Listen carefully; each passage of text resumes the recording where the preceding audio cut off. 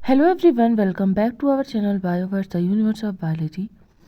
हमारे चैनल पे जो एवोल्यूशन के लेक्चर्स चल रहे हैं ये उसी में नेक्स्ट लेक्चर है। लास्ट लेक्चर में हमने क्या पढ़ा था? लैमार्किज्म थ्योरी ऑफ एवोल्यूशन देखी थी कि जो लैमार्क थे उन्होंने कैसे एवोल्यूशन को एक्सप्लेन किया था। तो जैसे हमने जाना था कि लैमार्क की जो थ्योरी थी उसमें बहुत सारे क्रिटिसिज्म थे। उसमें मेन क्रिटिसिज्म क्या था कि जो एक्वायर्ड कैरेक्टर्स हैं वो इनहेरिट नहीं होते हैं, ठीक है।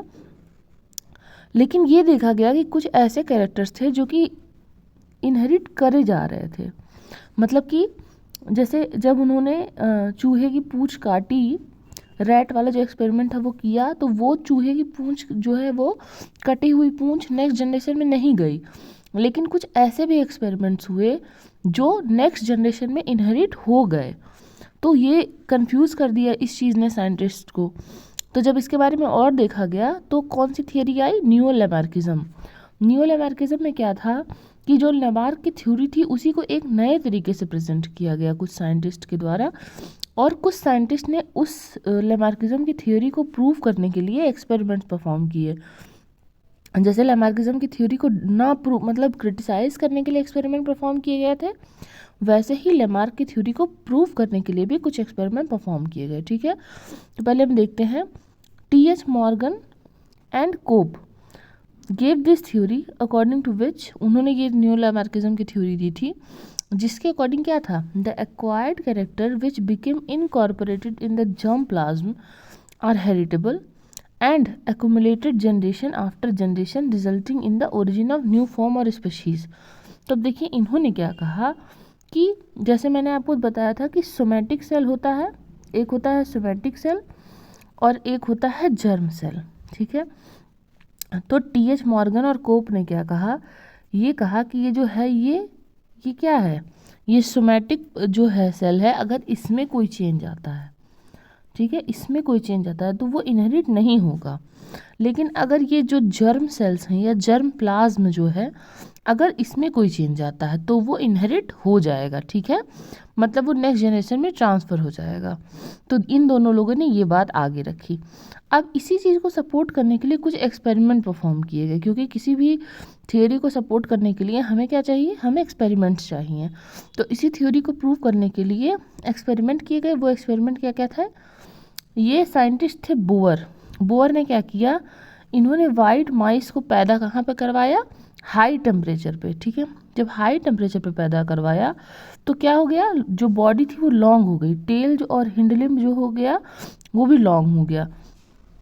तो उसके बाद में ये देखा गया कि उस रैट का जब नेक्स्ट जनरेशन आया तो वो भी लंबे मतलब लंबे बॉडी थी, उनकी लंबी बॉडी थी और साथ ही साथ उनके भी टेल और हिंडलिम लंबे थे।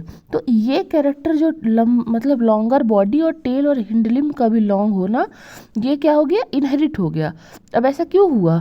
क्योंकि जो वाइट माइस को उन्होंने हाई टेम्परेचर पे पैदा करवाया उसकी वजह से उसके जीन में चेंज आया। ये बात आप ध्यान रखिएगा कि ये जब ओरिजिन ऑफ लाइफ की थ्योरीज एक्सप्लेन हो रही थी उस समय जीन वगैरह के बारे में किसी को कुछ नहीं पता था कि कुछ जीन होता है, डीएनए होता है जो कैरेक्टर कैरी करता है, ये सब किसी को पता नहीं था, ठीक है। तो ये लोग क्या कर रहे थे? एक्सप्लेन करने की कोशिश कर रहे थे। इसी जीन को ये लोग क्या रेफर कर रहे हैं? जर्म प्लाज्म बोल रहे हैं, ठीक है ना। फिर टोवर नाम के साइंटिस्ट ने क्या किया? उन्होंने कुछ पोटैटो बीटल्स को एबनॉर्मल टेम्परेचर से एक्सपोज करवाया, ठीक है, और साथ ही साथ ह्यूमिडिटी से भी एक्सपोज करवाया।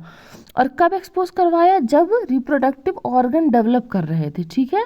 मतलब जब कोई ये जो आपके पोटैटो बीटल्स थे, ये तो पहली बात इंसेक्ट हो गए। तो ये इंसेक्ट्स को इन्होंने क्या किया कि जब इनके रिप्रोडक्टिव ऑर्गन डेवलप हो रहे थे तो इन्होंने क्या किया? ले जाके इनको एक एबनॉर्मल टेम्परेचर और ह्यूमिडिटी से एक्सपोज करवा दिया, ठीक। अब इसकी वजह से क्या हुआ? जो इनके बच्चे पैदा हुए, ऑफ स्प्रिंग हुए, वो भी कलर वेरिएशन शो करने लगे, ठीक है। मतलब कि ये जो बीटल्स थे इनके साथ कोई एक्सपेरिमेंट किया गया जिसकी वजह से इनके जीन में या जर्म प्लाज्म में चेंज आ गया और उसके बाद उनके सारे जनरेशन भी वो चेंज जो है शो कर रहे थे, ओके। फिर थर्ड एक्सपेरिमेंट था मैकडॉगल का। इन्होंने क्या किया? रैट्स को ट्रेन किया। कैसे ट्रेन किया?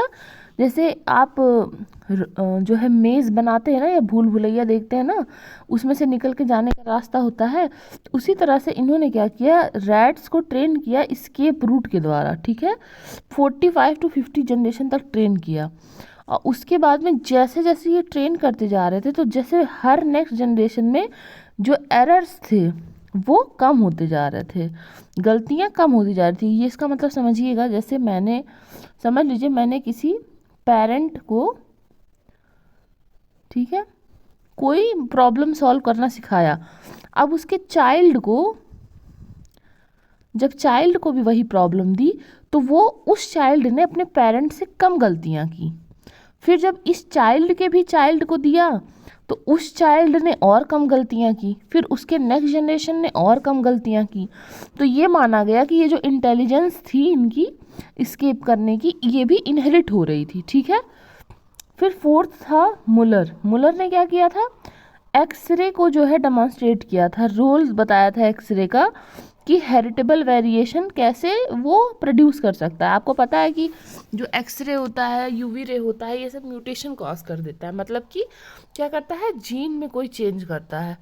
तो इन्होंने क्या किया, मुलर ने इसका इम्पोर्टेंस दिखाया, क्योंकि ड्रोसोफिला के क्रोमोसोमल स्ट्रक्चर को चेंज कर करके इन्होंने इस चीज़ को प्रूव किया कि हाँ, ये एक्सरे का जो है बहुत रोल है किसमें, हेरिटेबल वेरिएशन प्रोड्यूस करने में, मतलब ऐसा वेरिएशन प्रोड्यूस करने में जो कि इनहेरिट किया जा सके। उसके बाद में है आपके हेस्लॉप हैरिसन। इन्होंने क्या किया था, एक पेल वैरायटी ऑफ मॉथ लिया था, ठीक है, मॉथ पता है ना आपको, ये भी एक इंसेक्ट ही है, सिलोनिया बाइल्यूनारिया, ठीक है। और उसके बाद में उसको क्या किया था, मैंगनीज कोटेड फूड खिलाया था, मतलब उसमें ऐसा फूड खिलाया जिसमें कि मैंगनीज लगा हुआ है। और ऐसा करने से क्या हुआ, वो जो पेल वाला था, पेल मतलब कि एक कलरलेस, जैसे कोई चीज़ वाइट है या कलरलेस है, तो उसको कलरलेस को पेल कहा जाता है, पेल वैरायटी ऑफ मॉथ। तो जब उसको मैंगनीज कोटेड फूड खिलाए वो, तो क्या हो गया, एक मेलेनिक वैरायटी प्रोड्यूस हुआ। मेलेनिक वैरायटी मतलब कि कोई कलरफुल वैरायटी प्रोड्यूस हुई, ठीक है। तो इसके बाद में ये भी चीज़ें, फिर उसके बाद में ये नहीं कि उस जो मेलेनिक वैरायटी प्रोड्यूस हुई, जब उसने फिर ऑफस्प्रिंग पैदा किए, तो वो पेल नहीं हुए, वो भी मेलेनिक ही थे, मतलब वो कलरफुल ही थे, ठीक है। जैसे मान लीजिए कोई यहाँ पर वाइट कलर का मॉथ था, ठीक है, वाइट कलर का मॉथ था, उसको क्या किया गया, मैंगनीज वाला फूड खिलाया गया, ठीक है। तो ये फूड तो इसको खिलाया गया ना, इस वाले वाइट माइस को। अब इसका जो ऑफ स्प्रिंग हुआ, इसको क्या होना चाहिए, इसको तो वाइट होना चाहिए, क्योंकि इसको जो ऑफ स्प्रिंग है उसको तो नहीं खिलाया गया फूड, लेकिन ये भी आपका कलरफुल पैदा हो रहा था। इसका मतलब कि जो पेरेंट के अंदर चेंज लाया गया वो बच्चे के अंदर अपने आप आ रहा था, क्योंकि बच्चे को तो नहीं मैंगनीज वाला फूड खिलाया गया था। तो इसमें क्या हो रहा है, जो एक्वायर्ड कैरेक्टर है वो क्या हो रहा है, ट्रांसफ़र हो रहा है, इनहेरिट हो रहा है। तो यही क्या करता है, लमार्क की थ्योरी को प्रूव करता है। लमार्क ने सिंपली ये कह दिया था कि जितने भी आप लाइफ टाइम में एक्वायर्ड मतलब कैरेक्टर्स को एक्वायर करते हो, सारे कैरेक्टर जो है ट्रांसफ़र होते हैं। लेकिन रियलिटी क्या है, सारे कैरेक्टर ट्रांसफ़र नहीं होते हैं, सिर्फ वो कैरेक्टर ट्रांसफ़र होते हैं जो कि आपके जीन में इनकॉर्पोरेट हो जाते हैं। मतलब अगर किसी को कोई जेनेटिक जो मेकअप है उसमें जब चेंज आता है तो वो चीज़ इनहेरिट होती है, ठीक है। तो ये थी आपकी नियो लैमार्किज्म की थ्योरी। अब थोड़ा सा हम कंपेयर करेंगे लैमार्क की थ्योरी को डार्विन की थ्योरी से, ठीक है। तो अब हम क्या देखेंगे कि लैमार्क की थ्योरी में और डार्विन की थ्योरी में अंतर क्या है, ठीक है। मैं डार्विन की थ्योरी आपको कल पढ़ाऊंगी, लेकिन अभी पहले हम देख लेते हैं कुछ चीज़ें जो इन दोनों में डिफ़र करती हैं।